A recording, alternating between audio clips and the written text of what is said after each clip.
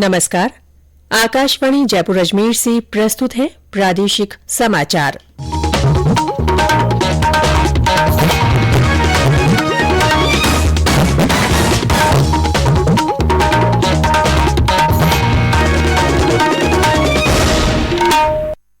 मुख्य समाचार।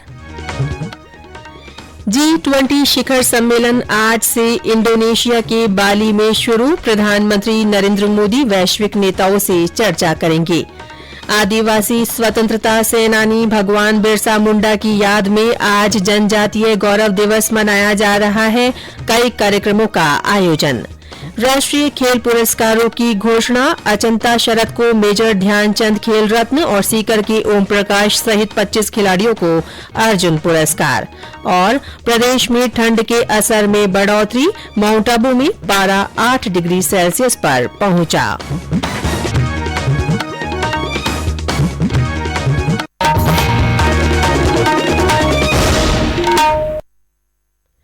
समाचारों के साथ मैं रितिका गुप्ता। और अब समाचार विस्तार से। 17वां G20 शिखर सम्मेलन आज से इंडोनेशिया के बाली में शुरू हुआ। प्रधानमंत्री नरेंद्र मोदी 2 दिन के इस सम्मेलन में शामिल हो रहे हैं।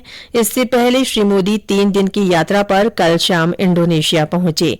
सम्मेलन के दौरान G20 के नेता रिकवर टुगेदर रिकवर स्ट्रांगर विषय पर महत्वपूर्ण वैश्विक मुद्दों के बारे में विचार विमर्श करेंगे। सम्मेलन से अलग प्रधानमंत्री G20 के नेताओं के साथ कई द्विपक्षीय बैठक करेंगे और उन्हें भारत के लिए G20 की प्राथमिकताओं के बारे में जानकारी देंगे। वे आज शाम बाली में भारतीय समुदाय के लोगों को संबोधित करेंगे और उनसे बातचीत करेंगे। सम्मेलन के समापन सत्र में इंडोनेशिया के राष्ट्रपति सांकेतिक रूप में G20 की अध्यक्षता प्रधानमंत्री को सौंपेंगे। भारत इस वर्ष 1 दिसंबर से औपचारिक रूप से इस वैश्विक सम्मेलन के अध्यक्ष का कार्यभार ग्रहण करेगा। आज जनजातीय गौरव दिवस है।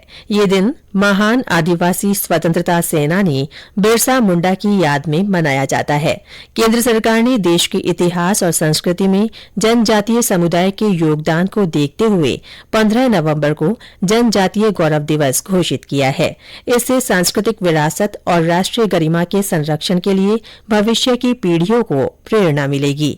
इस अवसर पर राष्ट्रपति द्रौपदी मुर्मू झारखंड के खूंटी जिले में उलिहातू गांव में भगवान बिरसा मुंडा को श्रद्धांजलि अर्पित करेंगी। राष्ट्रपति आज ही मध्य प्रदेश के शहडोल में जनजातीय समागम को संबोधित करेंगी। 41वां भारत अंतर्राष्ट्रीय व्यापार मेला कल से नई दिल्ली के प्रगति मैदान में शुरू हुआ। 27 नवंबर तक चलने वाले मेले का वाणिज्य और उद्योग मंत्री पीयूष गोयल ने उद्घाटन किया। उद्घाटन समारोह में श्री गोयल ने कहा कि भारत विश्व के महत्वपूर्ण देश के रूप में उभरा है और भविष्य में विश्व का नेतृत्व करेगा। उन्होंने कहा कि देश आत्मनिर्भरता की तरफ बढ़ रहा है। उन्होंने कहा कि आर्थिक गतिविधियों के विकास में स्थानीय उद्योग महत्वपूर्ण है।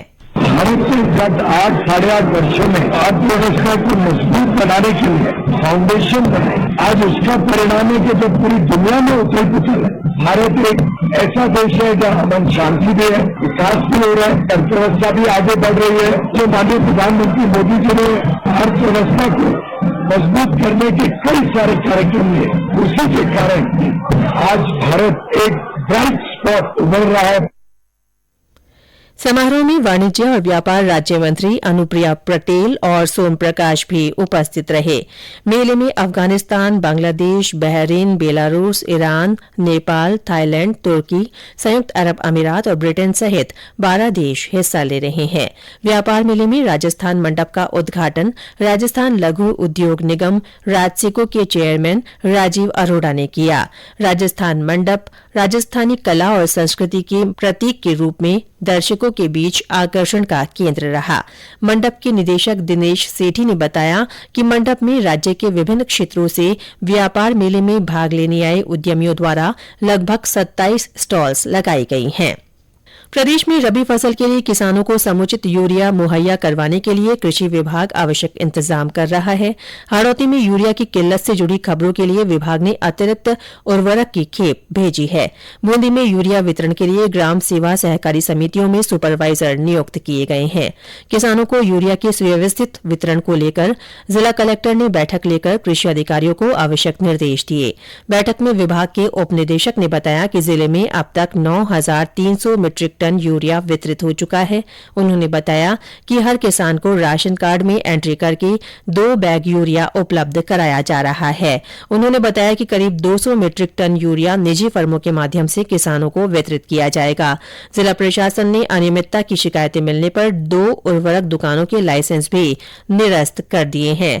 इस बीच टोंक सवाईमाधोपुर सांसद सुखबीर जौनपुरिया ने कल नई दिल्ली में उर्वरक मंत्रालय के अधिकारियों से मुलाकात की। उन्होंने पर्याप्त मात्रा में किसानों को यूरिया उपलब्ध करवाने का आग्रह किया।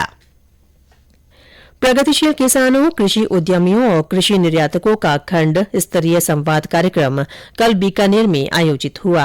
राजस्थान राज्य कृषि उद्यम विकास बोर्ड के अध्यक्ष रामेश्वर डूडी ने कार्यक्रम में कहा कि किसानों और कृषि से जुड़े लोगों के लिए सशक्त नीति बनाने और इसके प्रभावी क्रियान्वयन के लिए ये संवाद आयोजित किए जा रहे हैं। स्वामी केशवानंद राजस्थान कृषि विश्वविद्यालय की ओर से आयोजित कार्यक्रम में श्री डूडी ने कहा कि किसान को एग्रो बेस्ड उद्यमी बनाया जाएगा, जिससे बाजार तक उनकी सीधी पहुंच हो और लाभ में बढ़ोतरी हो। ये समाचार आकाशवाणी जयपुर अजमेर से प्रसारित किए जा रहे हैं। केंद्रीय युवा मामले और खेल मंत्रालय ने राष्ट्रीय खेल पुरस्कार 2022 की घोषणा कर दी है। टेबल टेनिस खिलाड़ी अचंता शरद कमल को मेजर ध्यानचंद खेल रत्न पुरस्कार के लिए चुना गया है। राजस्थान के ओम प्रकाश मिथरवाल सहित 25 खिलाड़ियों को अर्जुन पुरस्कार दिए जाएंगे।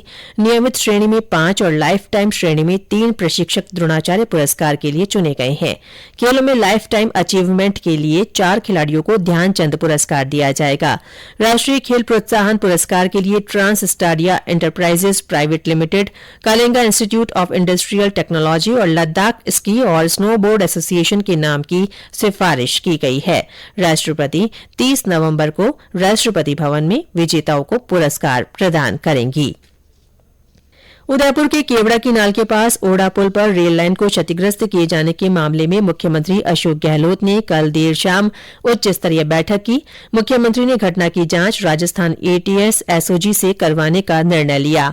इस सिलसिले में वरिष्ठ अधिकारियों की टीम जांच के लिए आज उदयपुर पहुंचेगी। इस बीच केंद्र सरकार की ओर से भी प्रकरण की जांच आतंकरोधी बल, राष्ट्रीय अन्वेषण अभिकरण और रेलवे सुरक्षा बल की टीमों से करवाई जा रही है।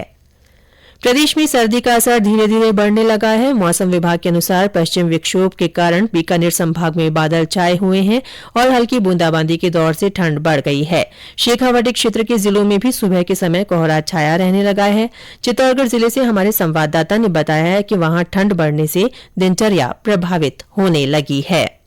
चित्तौड़गढ़ जिले में भी सर्दी ने अपना असर दिखाना शुरू कर दिया है। अब ठंडी होने लगी है। जिले में अधिकतम तापमान 27 डिग्री सेल्सियस के आसपास है। वहीं रात का पारा 10 डिग्री सेल्सियस पर आ गया है। बीती रात को न्यूनतम तापमान 10.2 डिग्री दर्ज किया गया। सर्दी बढ़ने के साथ ही लोगों की दिनचर्या में भी परिवर्तन आया है। लोग गर्म कपड़ों के लिपटे हुए नजर आने लगे हैं। सर्दी बढ़ने के साथ ही अस्पताल में सर्दी जुकाम और स्किन रोग के मरीज भी बढ़े हैं। अजय सिंह, आकाशवाणी समाचार, चित्तौड़गढ़। पर्यटन स्थल माउंट आबू में सर्दी की दस्तक के साथ ही पर्यटन गतिविधियां भी बढ़ गई हैं। हमारे सिरोही संवाददाता ने बताया कि पर्यटक गर्म कपड़ों में सर्दी का लुत्फ उठाते दिखाई दे रहे हैं। पिछले 24 घंटों के दौरान माउंट आबू का न्यूनतम तापमान 8 डिग्री सेल्सियस दर्ज किया गया। सर्दी से बचाव के लिए लोग तरह तरह के प्रयास कर रहे हैं। दिन में भी लोगों को अलाव जलाकर तापते हुए देखा जा सकता है। वहीं गर्म कपड़े में लिपटे हुए लोग अब माउंट आबू में देखे जाने लगे हैं। वहीं देश भर से आने वाले सैलानी माउंट आबू की इस सर्दी का खासा आनंद भी ले रहे हैं। साकेत गोयल, आकाशवाणी समाचार, सिरोही। और अंत में मुख्य समाचार एक बार फिर। G20 शिखर सम्मेलन आज से इंडोनेशिया के बाली में शुरू हुआ। प्रधानमंत्री नरेंद्र मोदी वैश्विक नेताओं से चर्चा करेंगे। आदिवासी स्वतंत्रता सेनानी भगवान बिरसा मुंडा की याद में आज जनजातीय गौरव दिवस मनाया जा रहा है। कई कार्यक्रमों का आयोजन हो रहा है।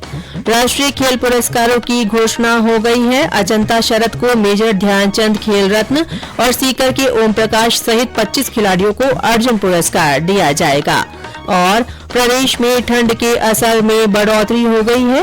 माउंट आबू में पारा 8 डिग्री सेल्सियस पर पहुंच गया है। इसी के साथ प्रादेशिक समाचार बुलेटिन समाप्त हुआ। नमस्कार।